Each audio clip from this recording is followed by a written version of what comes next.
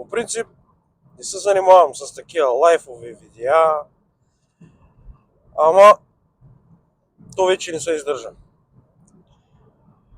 Господа политици, това видео е за вас. Да попитам, аз като един българин, който вие изгонихте от България с вашата кадърна политика в кавички, как точно решихте, че народа не трябва да бъде питан за това дали иска да смени националната си валута? Как точно решихте, че българина може да бъде воден като овце и като стадо? Излизате, давате изявления по телевизии, медии, YouTube канали и всякакви такива средства за масова дезинформация. Малко не валя срам. Малко.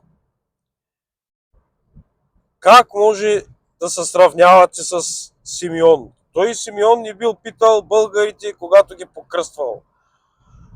Първо, много сте далече от Симеон Велики. Второ,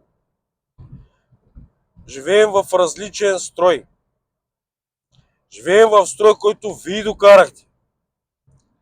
Защото нямаше банани в магазините. Заради бананите в магазините унищожихте леката и тежката индустрия на България. Унищожихте земеделието, унищожихте износа, съсипахте животновъдството и сега се опитвате да унищожите и малкото, което е останало.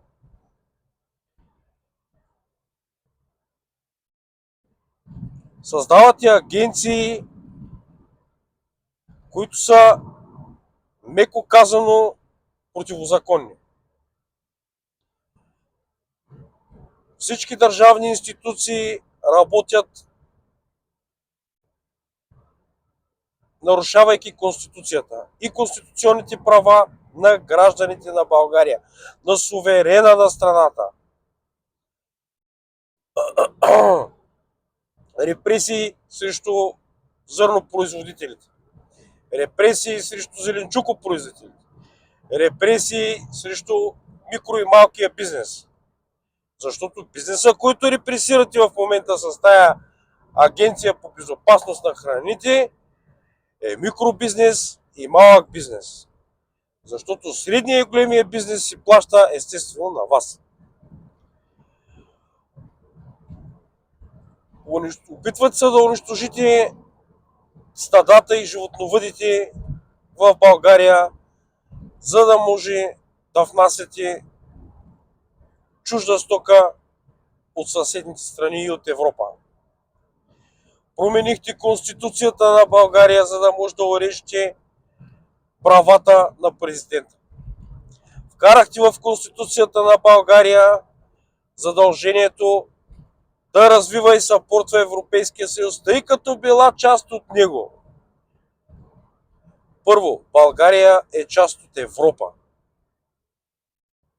но не от Евросъюза. Сега искате да вземете българския лев, да го изхвърлите в кошчето. Нещо, за което нашите баби, дядовци, прабаби и прадядовци са работили, дали са пота и кръвта си. 150 годишна валута. На кръговото движение вземете първия изход. 150 годишна валута искате да я изхвърляте в кошчето за боклук. За да може да приберете няколко милиарда, които са във валутния резерв. Тези няколко милиарда, повярвайте ми, няма да възпасят от народната любов. Някои от политиците Излезте от позволяват, кръговото движение. си позволяват да дават изявления по телевизиите и по медиите за дезинформация, че нямало да има никакви проблеми, нямало протестите да навредят на депутатите, нямало да има блокиране на Народното събрание и на работата му и тем подобни глупости. Господа политици,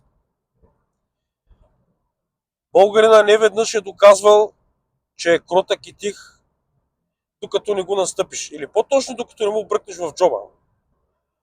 А вие вече 35 години бъркате в джоба на българите.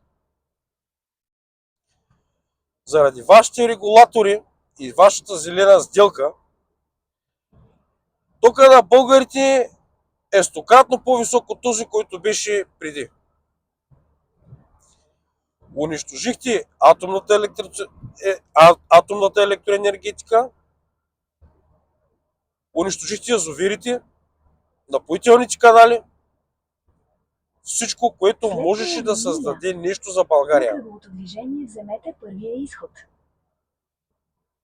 Не си мислете, че българския народ ще ви позволи да се стоите горе в тая сграда, която той е плащал, да харчите така парите, които той е изкарвал и да съсипвате живота му.